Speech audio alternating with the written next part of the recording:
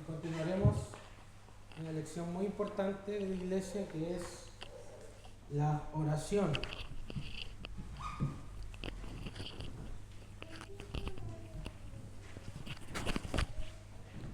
Así que Hechos, capítulo 1, versículos 12 al 14.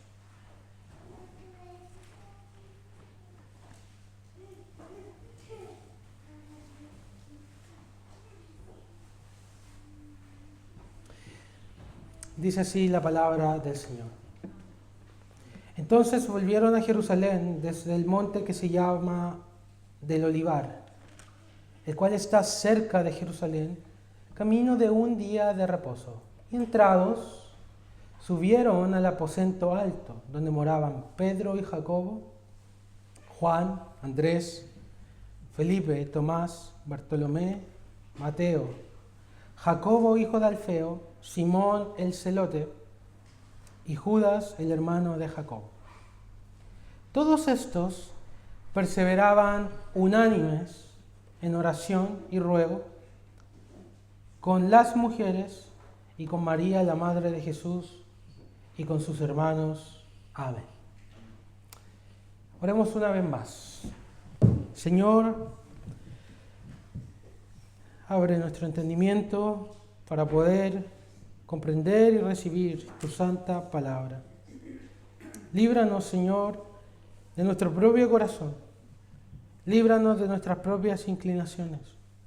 Líbranos de toda distracción que el diablo quiere utilizar en esta hora para desviarnos de tu palabra. Danos un corazón dócil y humilde, para no endurecer nuestros corazones mientras oímos tu voz. Y que tú, Señor, seas hablándonos, consolándonos, exhortándonos, amonestándonos y haciéndonos crecer para la iglesia que usted quiere, Señor, que seamos. Ayúdanos, te lo pedimos, en el nombre de nuestro Señor Jesucristo. Amén. Bien, hemos, como dije, comenzado nuestra serie de hechos. Comenzamos la semana pasada viendo cómo la misión continúa. El Señor designó a sus apóstoles para llevar su mensaje hasta lo último de la tierra, comenzando desde Jerusalén, y les pidió que esperasen la promesa del Padre, la promesa del Espíritu Santo, porque no podían ellos hacer la misión en sus fuerzas, no podían hacerlo en su propia habilidad. Por lo tanto, el Señor les dice: esperen hasta que venga el Espíritu Santo y recibiréis poder. Entonces el pasaje que tenemos ahora delante de nuestros ojos es la respuesta de los discípulos a ese mandamiento que el Señor les hizo. El Señor les dijo: esperen en Jerusalén. Entonces lo que los discípulos hacen es, versículo 12, entonces volvieron a Jerusalén. Es decir, se prepararon comunitariamente para la venida del Espíritu Santo en obediencia, oración y unidad. Nos dice el texto: todos estos perseveraban unánimes, perseverancia, unidad, perseveraban unánimes en oración y ruego.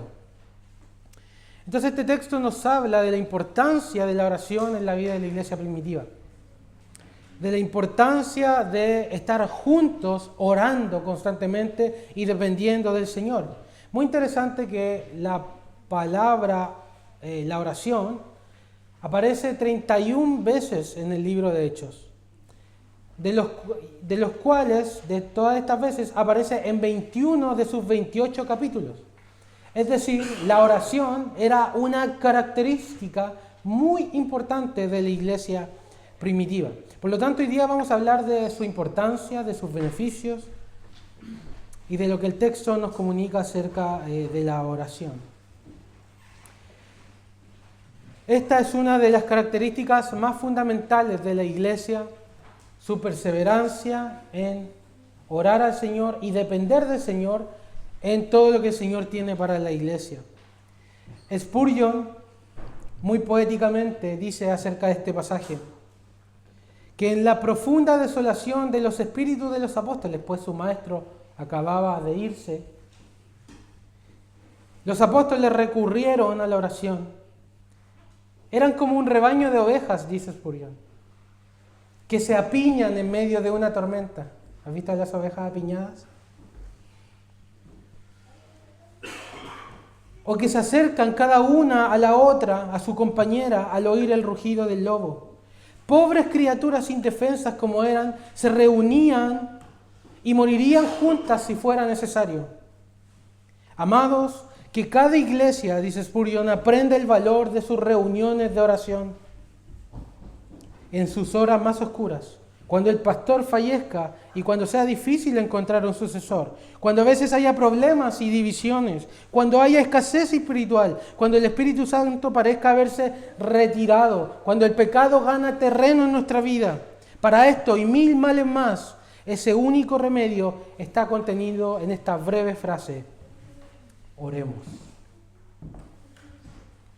La oración es nuestra única herramienta que tenemos para depender del Señor juntos, sobre todo en medio de males, de tribulaciones, de problemas.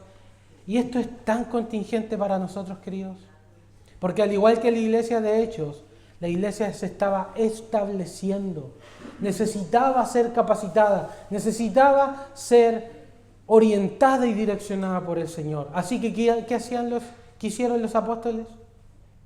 Oremos, reunámonos y busquemos el rostro del Señor.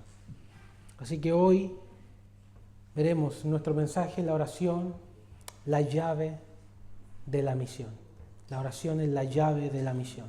Y veremos esto en 3 puntos. Primero, veremos acerca de cómo la oración ayuda a la obediencia.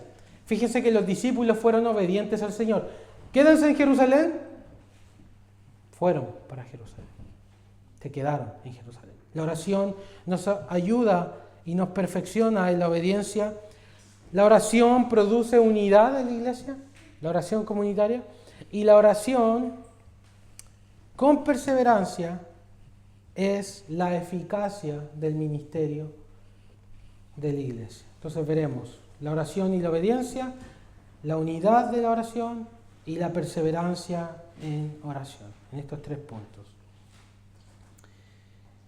Vuelvan a Jerusalén, quédense en Jerusalén, les dice el Señor, y nos dice el pasaje: entonces volvieron a Jerusalén y entrados en la ciudad, subieron al aposento alto a orar. Obedecieron la palabra del Señor. Pero para obedecer la palabra del Señor, queridos, primero tenemos que confiar en su palabra. No podemos obedecer al Señor si no confiamos en el Señor, si no creemos en el Señor y confiamos que Él quiere lo mejor para nosotros. Ellos se afirmaron en la palabra de Jesús y se fueron, como nos dice el pasaje, desde el monte del Olivar hasta Jerusalén, entrando en la ciudad, como un camino de un día de reposo. Eso es una figura retórica para hablar como de 1 kilómetro. Y entraron al aposento alto y se quedaron allí esperando. Y lo interesante es que los discípulos ni siquiera sabían bien lo que iba a pasar. De hecho, el versículo 6 del capítulo 1 revela que ellos no tenían muy claro cómo iba a ser esto de la venida del Espíritu Santo. Ellos lo asociaron a una restauración de un reino político. Entonces ellos no tenían claridad de lo que el Señor les estaba mandando. Y sin embargo, confían en que su Señor sabe todos los detalles. Aunque ellos no sepan todos los detalles, su Señor sabe todos los detalles.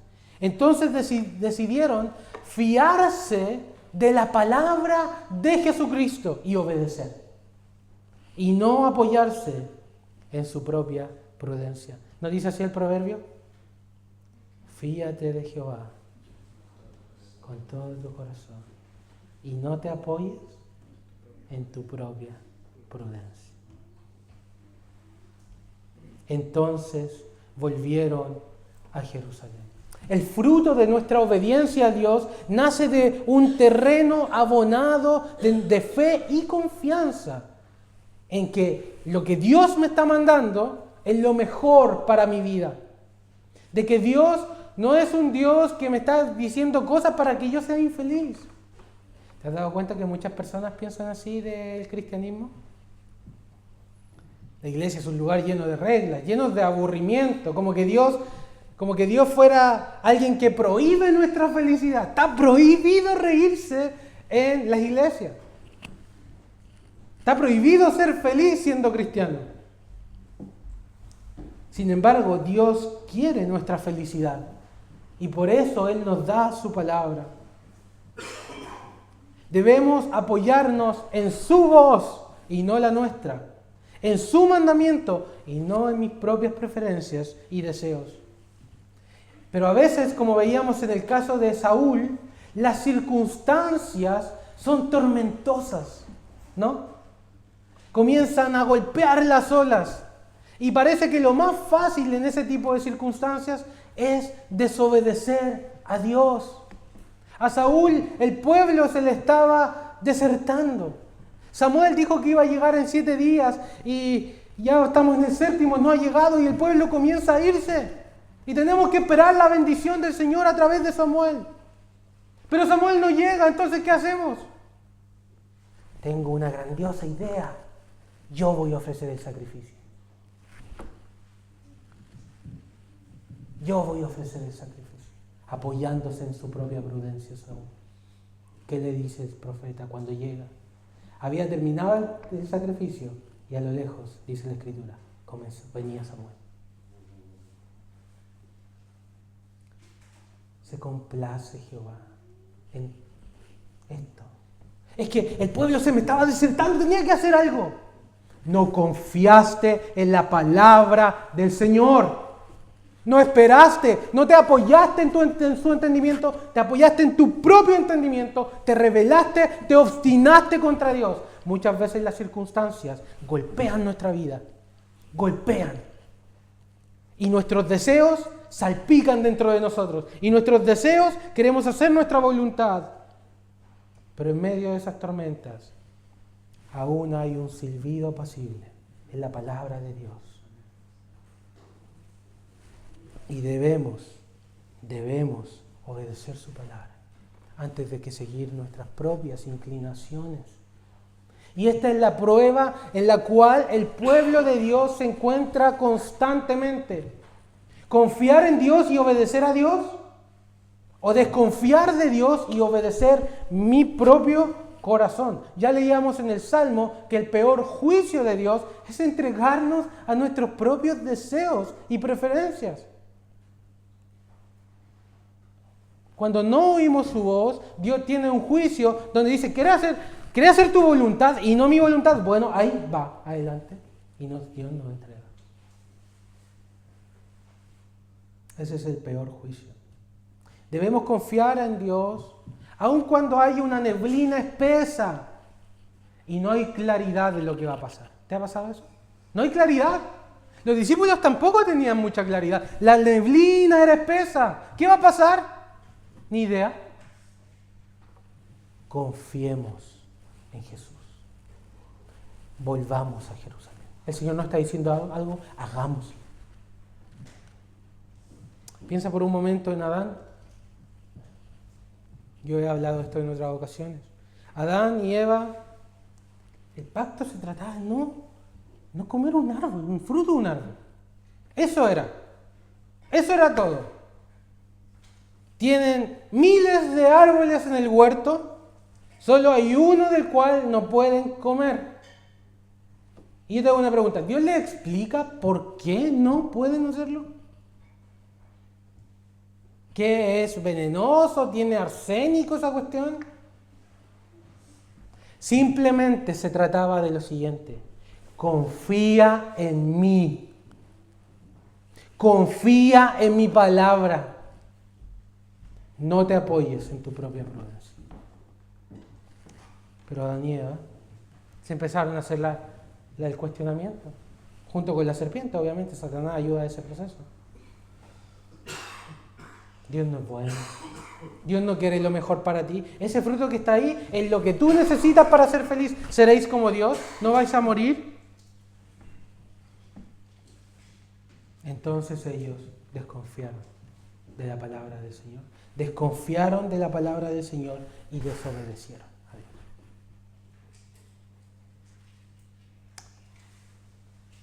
También pasa lo mismo con el pueblo de Israel. ¿Recuerdas que el pueblo de Israel sale de Egipto? Y está al borde de la tierra prometida. Al borde.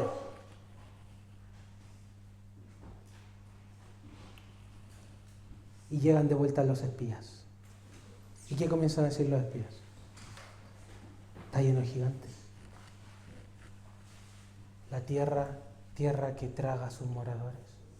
Nos comparamos al lado de ellos y somos como hormigas, como langostas. Ellos son así, nosotros somos así. ¿Pero qué había dicho Dios? Sube a la tierra, yo estaré contigo.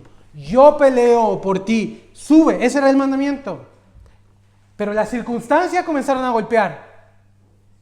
Hay gigantes, no podemos. La tierra es tierra dura, traga a sus moradores. Se levantaron Josué y Caleb. Hermanos, Dios está con nosotros. Los comeremos como pan. Confía, ¿se dan cuenta? Es fe. Para obedecer necesitas fe en la palabra de Dios. No necesitas que todas las circunstancias sean fáciles. Necesitas fe en la palabra de Dios. Los comeremos como pan. Su amparo se ha apartado de ellos. El Señor está con nosotros. Vamos, tomémoslo. ¿Y qué dijo el pueblo? Hay que lapidar a estos. Están locos. Están locos. Designemos un capitán. Volvámonos para Egipto.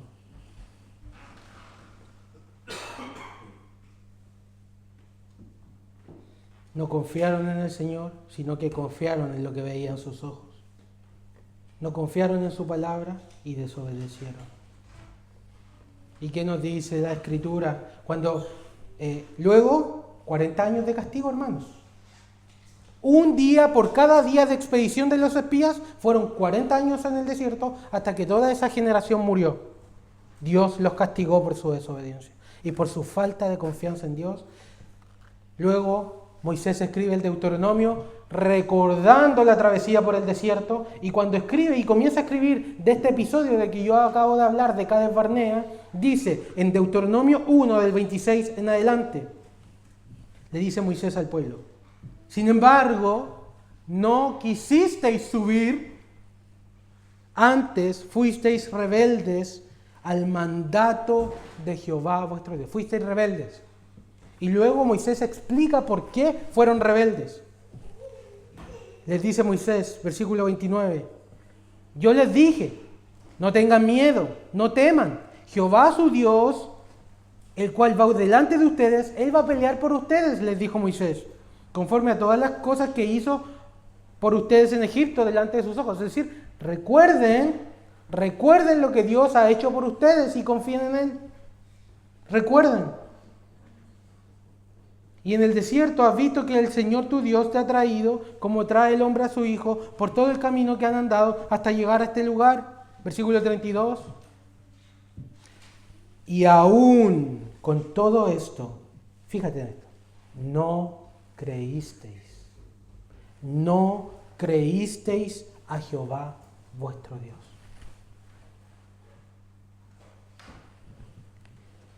La obediencia a Dios está ligada a la confianza en su palabra.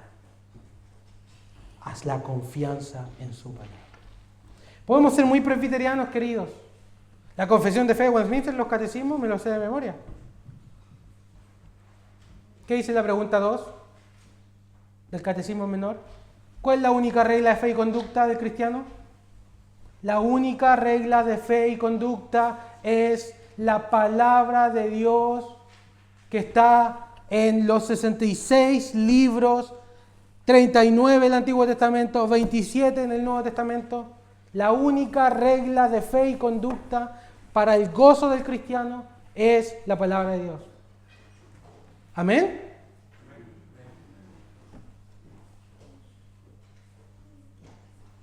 Y vivimos como si eso fuera cierto. O en mi propio corazón, mi regla de fe y conducta. Mis propios deseos, mi regla de fe y conducta. Mis propios anhelos y sueños, mi regla de fe y conducta. Entonces, cuando mis deseos van en choque con la palabra de Dios, ¿cuál es mi última regla de fe y conducta? Vivimos como si nuestra sabiduría fuera nuestra última regla de fe y conducta. Ustedes saben que en los salmos muchas veces los salmistas describieron a Israel: generación contumaz y rebelde. Generación que no dispuso su corazón. No dispusieron su corazón. No fueron dóciles a su palabra. Se endurecieron a su palabra. Se rebelaron contra su palabra. Por otro lado, otro salmo dice: pronto está mi corazón, oh Dios, mi corazón está dispuesto. Aquí está mi corazón, Señor, quiero confiar en ti, quiero obedecerte, oh Dios, te quiero buscar. Tu nombre y tu memoria son el deseo de mi alma, Señor, tú eres mi todo. Pero el pueblo de Israel no oyó su voz. Su pueblo no lo quiso a él. Entonces, estás confiando y sometiéndote a la palabra de Dios en todos los aspectos de tu vida. Es la palabra de Dios tu regla en todo lo que tú piensas, haces y no haces, comportamiento, palabras, trabajo, familia, iglesia, incrédulos, creyentes. Es la palabra de Dios en todos los aspectos de tu vida tu última regla, o tú mismo eres tu última regla. ¿Estamos desobedeciendo a Dios en alguna área de nuestra vida del cual no queremos arrepentirnos? Ustedes saben que cuando nos comportamos de esa forma, la Biblia dice que somos como bestias. Somos como animales sin entendimiento, que tienen que ser sujetados con cabestro, con freno, porque si no, no se acercan a ti. La torpeza de seguir nuestros propios corazones. El Señor nos dice en un área de nuestra vida: vuelve a Jerusalén. ¿Y para dónde vamos nosotros? Vamos para Decápolis. Vuelve a Jerusalén en otra área de nuestra vida, vamos para Galilea. Vuelve, espera en Jerusalén. ¿Qué hacemos nosotros? Se nos ocurre la grandiosa idea de ir para Egipto. El Señor nos manda algo y hacemos todo lo contrario a lo que Él nos manda, porque no confiamos en su palabra. Y entonces nos rebelamos contra su palabra.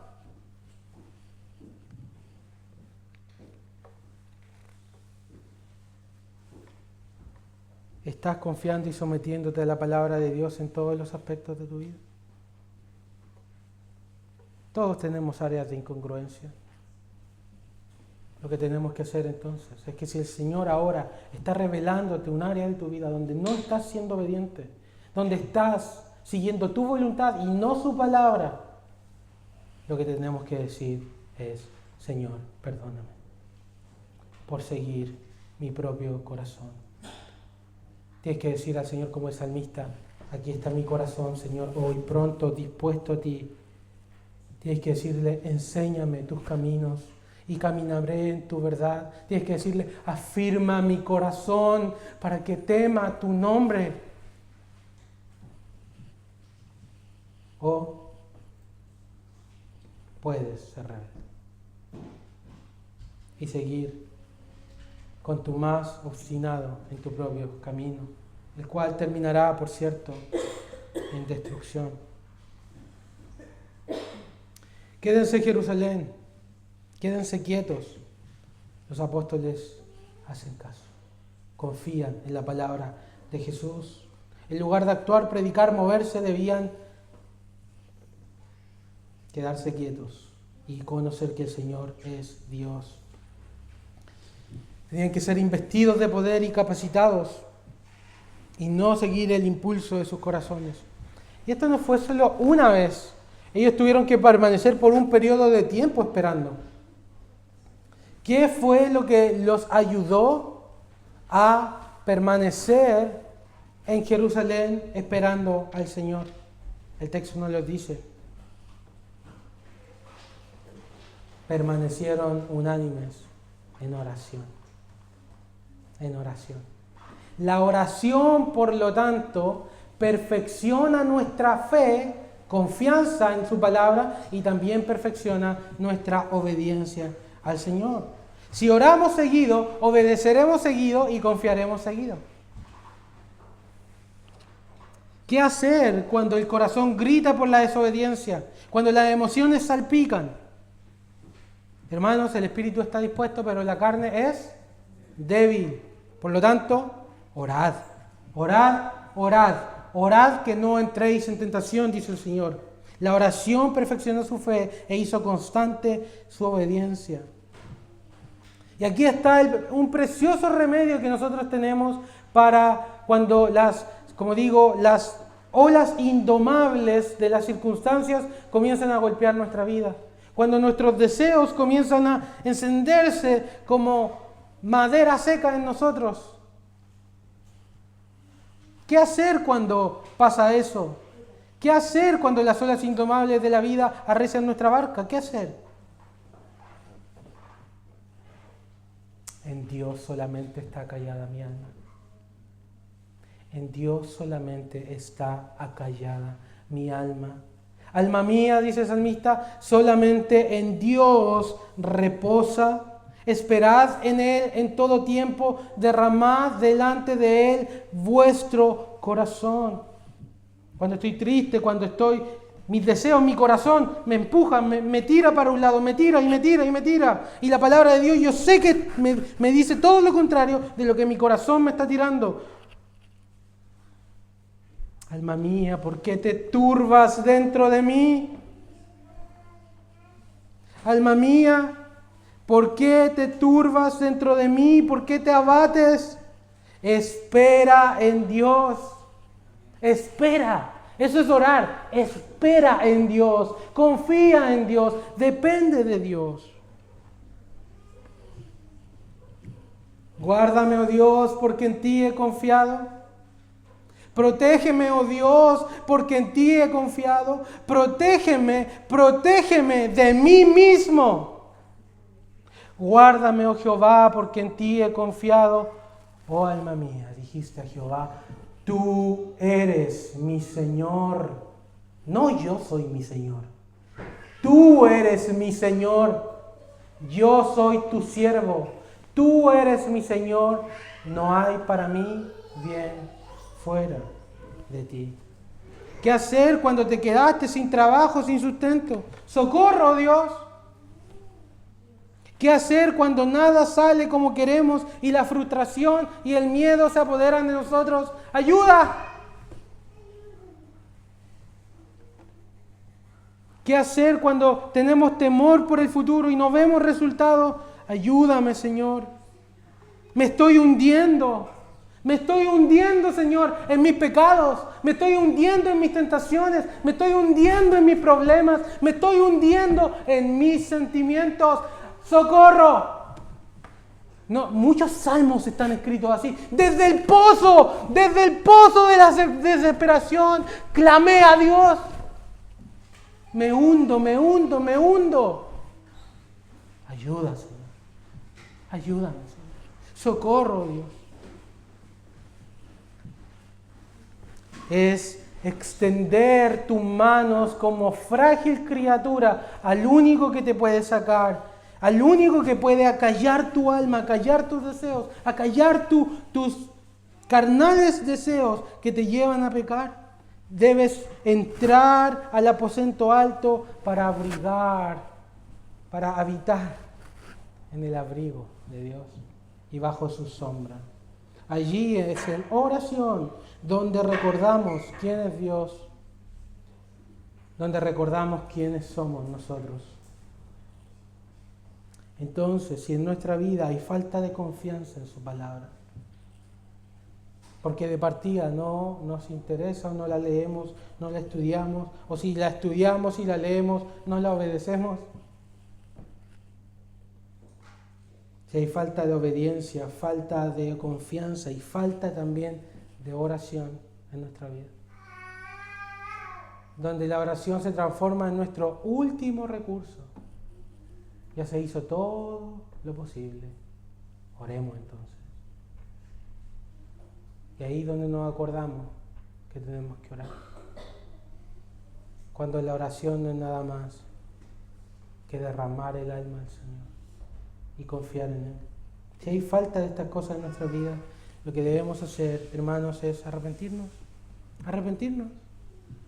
y disponer nuestro corazón para obedecer su palabra, para volver a Jerusalén y esperar, subir a ese aposento y orar y pedirle al Señor: socórreme, oh Dios, con tu diestra, ayúdame. En primer lugar, la oración entonces perfecciona la fe y la obediencia a la palabra de Dios. En segundo lugar, la oración genera unidad. La palabra utilizada acá para unánimes, versículo 14, todos estos perseveraban unánimes, significa en el original una misma mente. Homocímadon, del griego homos, sabemos que homos, homogéneo, es una misma sustancia, ¿no? Es uno o igual. Fimos, mente, una misma mente. Unánimes, misma mente. ¿Qué quiere decir esto? Misma alma, mismo corazón, mismo sentir. Y la unidad de la iglesia era una característica de la iglesia primitiva. Pensaban lo mismo, sentían lo mismo, oraban lo mismo. Toda la iglesia tenía un propósito, una dirección. Todos sabían para dónde iba el barco.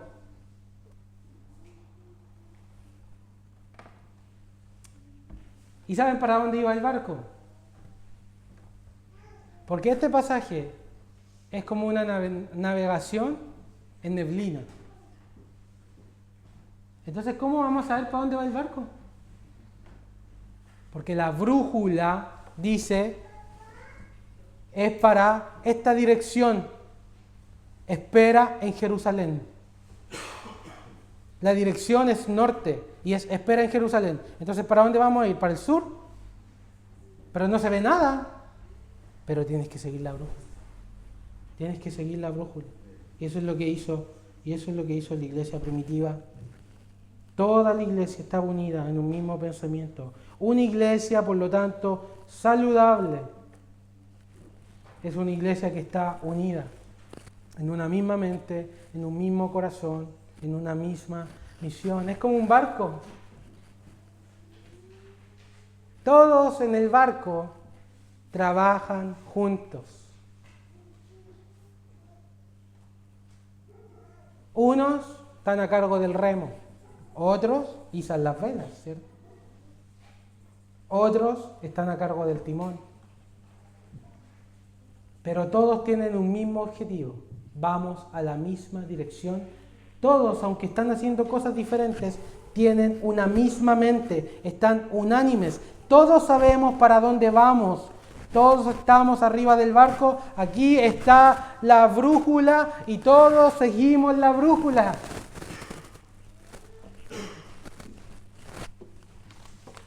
Por el contrario, una iglesia enferma. ¿Cómo es una iglesia enferma?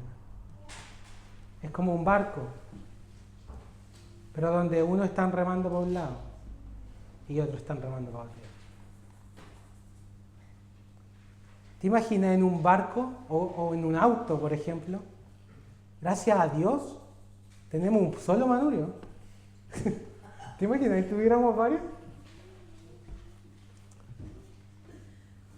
como peleándose en el timón.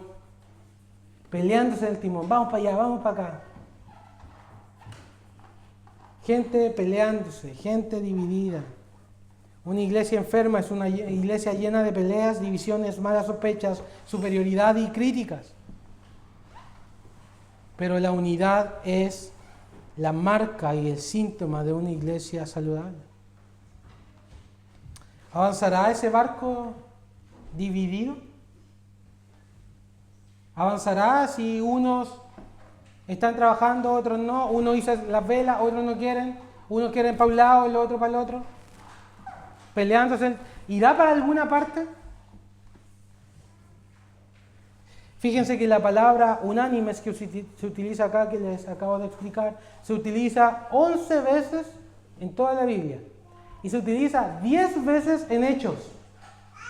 Y una vez en Romanos.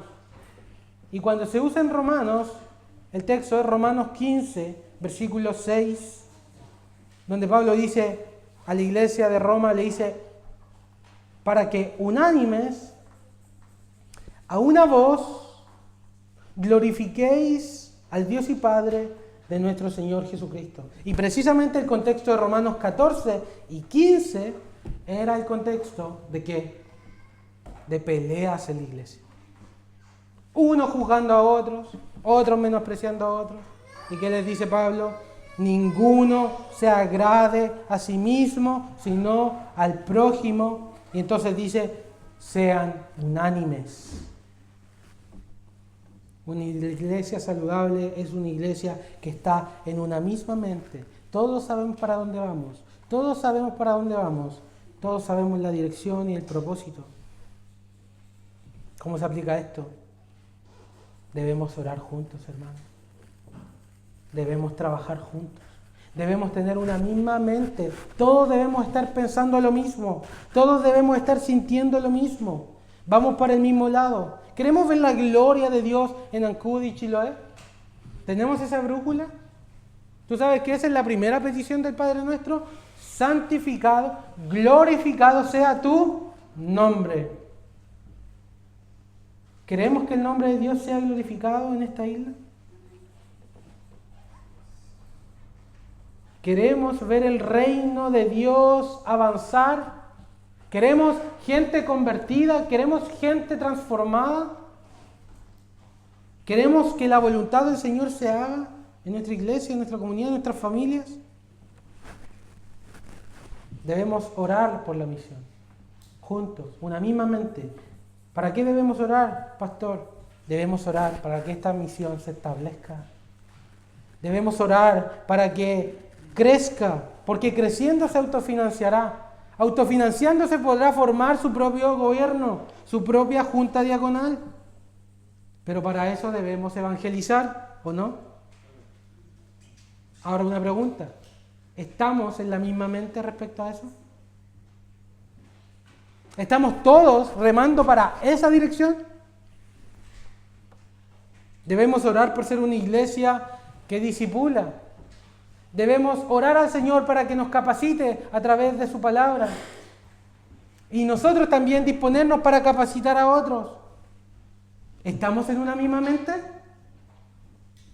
¿Tenemos esta misma alma? ¿Estamos en el mismo barco? Debemos orar por una iglesia que depende no de sus proyectos, sino del Espíritu Santo. Debemos orar por ser una iglesia que sirve a Dios, a sus hermanos y a su comunidad. ¿Estamos izando todos la vela para allá? ¿Estás tú izando la vela para esa dirección? Unánimes, unánimes. Unánimes. Hechos 4:24, la iglesia acaba de oír noticias de persecución, amenazaron a los apóstoles, amenazaron a Pedro y Juan, no se puede seguir predicando. ¿Qué hizo la iglesia? Hechos 4:24, ellos, dice la iglesia, habiendo oído, alzaron unánimes la voz a Dios y dijeron, soberano Señor. Una mente para una petición en específico. La iglesia estaba unida en oración. estaba unida en sus problemas, estaba unida. Hechos 5:12 dice, y estaban todos unánimes en el pórtico de Salomón.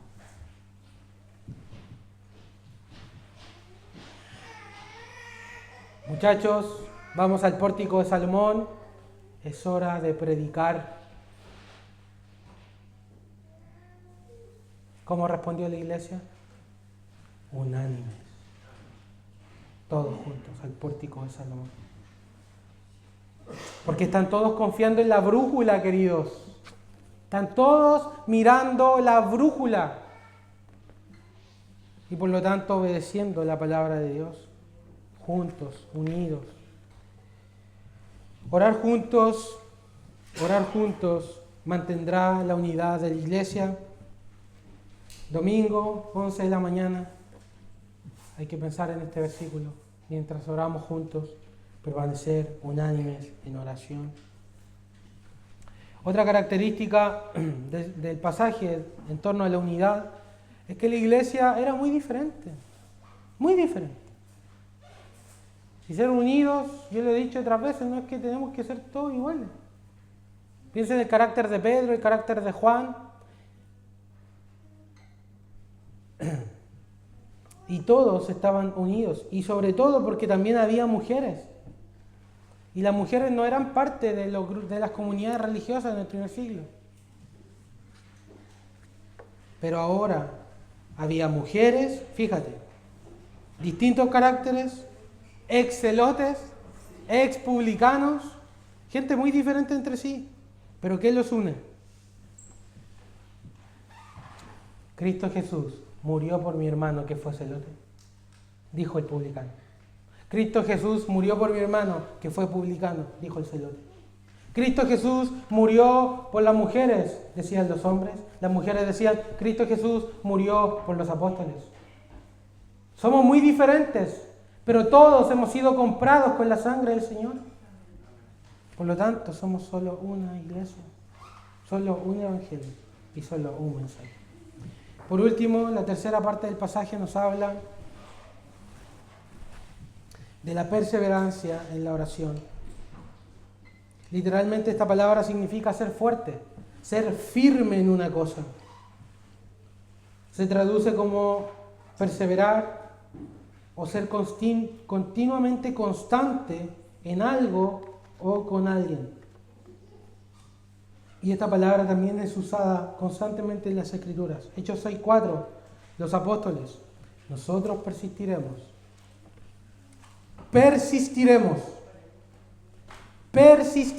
constancia, seremos firmes en hacer una cosa, ¿qué? Orar y predicar la palabra. Romanos 12:12 les dice el apóstol a la iglesia, gozosos en la esperanza, sufridos en la tribulación, constantes en la oración, constantes. Efesios 6:18, velando en oración, dice Pablo, con toda perseverancia. Es decir, es algo lo cual debemos continuar haciendo y debemos ser firmes en ello. Colosenses 4:2, perseverad en la oración, velando en ella con acción de gracias. Perseverar en oración, hermanos, es estar constantemente diciendo a Dios, no podemos por nosotros mismos, porque esa es la oración. La oración es un extenderme a Dios, decir, no tengo la sabiduría ni los recursos suficientes, yo no sé cómo hacerlo, pero tú sí. Es decir, de continuo, te necesito. Es decir, de continuo, acudo a ti, te anhelo, quiero conocerte y ver tu gloria. Y en eso no debemos desmayar. Por más desfavorables que sean las circunstancias, y aunque la sabiduría humana diga, esta es una causa perdida, si perseveraremos, obtendremos respuesta. Esa es la promesa de Dios. ¿No enseñó eso Jesús cuando contó la parábola del juez y la viuda? Del juez injusto y la viuda. ¿Cuál es la gran enseñanza de esa parábola? La gran enseñanza de esa parábola es que la perseverancia puede hacer que algo que es humanamente imposible sea posible. Esa es la gran enseñanza de esa parábola. Jesús le refirió una palabra acerca de orar siempre y no desmayar. El Señor les dice, oíd a este juez injusto lo que dijo. ¿Y acaso Dios no hará justicia a sus escogidos que claman a Él? ¿Que claman a Él? De día y de noche. Perseverancia, constancia. Una y otra vez, golpeando el trono de Dios, golpeando la puerta. Señor, Señor, ábrenos, Señor. Queremos crecer, queremos, Señor, ser luz para esta ciudad. Señor, ayúdanos, Señor, danos oportunidades para evangelizar. Pedid y se os dará. Buscad y hallaréis. Llamad y se os abrirá. Constantemente, de día y de noche, pregunta Jesús, ¿se tardará en responderles? Os digo que pronto hará justicia, pronto responderá. ¿Esa es la oración donde recordamos el carácter misericordioso de Dios? Esa es la oración donde recordamos que por más que las circunstancias sean desfavorables y sea humanamente imposible, nada hay difícil para Dios. Y esto, hermanos, se aplica a nuestra misión, como también se aplica con hijos no creyentes. Como también se aplica en situaciones extremadamente complicadas y difíciles. No hay nada imposible para el Señor. La eficacia del avance del reino de Dios está unido a la constante oración.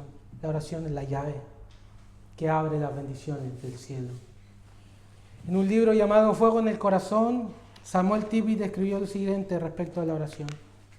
Él dijo, cada obra grandiosa que ha sido realizada en mi vida y a través de mi vida ha sido precedida por oración.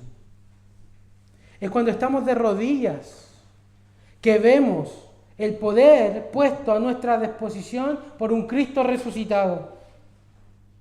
Es de rodillas que vemos las manos de Dios extendidas hacia un mundo perdido y en tinieblas, de rodillas. Más adelante dice, hay demasiados predicadores, pero muy pocos hombres de oración. Muy pocas mujeres, añadiría yo también, de oración. Había un hombre de oración que se levantaba muy temprano al amanecer y se podía escuchar su voz llorando y clamando a favor de las almas. Un alma estaba batallando con Dios por las almas perdidas. Sigue el libro y dice, fue hacia esa casa que las almas perdidas, hambrientas, acudieron como un rebaño, atraídas como por un poder irresistible. El misterio había sido resuelto. En la cámara secreta se clamaba y se oraba y se lloraba por las almas perdidas y el Espíritu Santo sabía exactamente dónde se encontraban esas almas y sencillamente las enviaba. La oración es la llave. Otro testimonio del libro dice, la iglesia creció como nunca y no se vivió ninguna fórmula de crecimiento de la iglesia. Ocurrió todo debido a que algunos hombres aprendieron a orar. El Hijo de Dios puede conquistar casi cualquier cosa en oración. ¿No es esta la causa de que Satanás haga los mayores esfuerzos procurando arrebatarnos esta arma o impidiendo que la usemos? ¿Cómo está nuestra vida de oración? Como iglesia, personalmente, como familia. ¿Por qué la iglesia primitiva fue tan eficaz? ¿Por qué se expandió tan rápido? En 30 años. En 30 años. ¿Sabes cuántas iglesias plantaron? ¿Cuán rápido se expandió el evangelio y creció el reino de Dios? Porque la iglesia estaba siempre orando. 31 veces se menciona que la iglesia está orando en Hechos. En 21 de sus 28 capítulos. Hechos nos dice, hay que tomar decisiones. ¿Qué hace la iglesia? Ora. Lo vemos, a continuación hay que elegir un nuevo apóstol. ¿Qué estaba haciendo la iglesia? Estaba orando. Necesitamos coraje para evangelizar. Nos están amenazando. Hay problemas afuera. ¿Qué hace la iglesia? Unánime levanta la voz. Soberano Señor, mira sus amenazas. Concede a tus siervos valentía para hablar tu palabra. ¿Dónde vas a encontrar la valentía para hablar de la palabra de Dios? Ya veíamos en el discipulado. Nuestra hermana nos decía, lo hice esta semana y wow, se necesita harto coraje para decirle a la gente la palabra de Dios. ¿De dónde viene ese coraje? ¿De dónde viene esa valentía? De la oración. La iglesia samaritana comenzó a plantarse. ¿Qué hicieron los apóstoles? Oremos. Pedro estaba orando cuando el Espíritu Santo le reveló para ir a predicarle a Cornelio. A las personas que tenemos que evangelizar, ¿dónde vamos a descubrir a quienes tenemos que evangelizar? En la oración. Tenemos que expandir la misión, necesitamos hombres llamados por el Señor. ¿Qué hizo la iglesia de Antioquía? Oró y el Espíritu Santo dijo, apartadme a Pablo y a Bernabé. En una reunión de oración, Dios abrió el corazón de Lidia. En medio de un naufragio en el mar, vemos a la iglesia, vemos al siervo de Dios orando. La iglesia está perseguida, Pedro está encarcelado. ¿Qué está haciendo la iglesia? Está orando. Y Dios abre las puertas de la cárcel porque la iglesia estaba orando. La oración es la llave. Oremos perseverantes primero para conocer más a Dios, porque ese es el principal propósito de la oración, nuestra relación con el Señor. Pero también oremos perseverantemente para que la misión avance. Oremos por oportunidades para evangelizar, por puertas abiertas, que Dios toque corazones y dé el crecimiento. Oremos por coraje y valentía para compartir la palabra de Dios en medio de dificultades. Oremos por las prédicas. Oremos para que hayan conversiones y la iglesia crezca en número, profundidad y santidad. Oremos en la toma de decisiones y en la planificación. Oremos para que nuestra iglesia sea unida y todos sirvamos a Dios y seamos santos.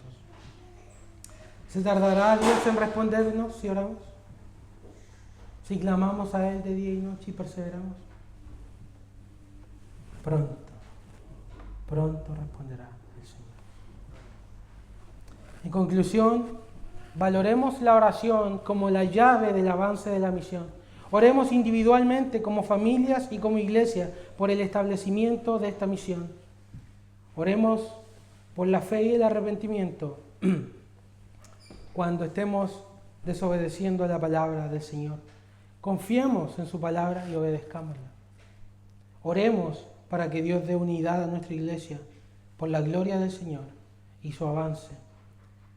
No desmayemos y perseveremos, porque la oración perseverante hace que algo que sea humanamente imposible sea muy fácil para que Dios lo haga. No hay nada difícil para Dios si estamos orando. Oremos, hermanos, clamemos al Señor por lo tanto y démosle gracias por su palabra.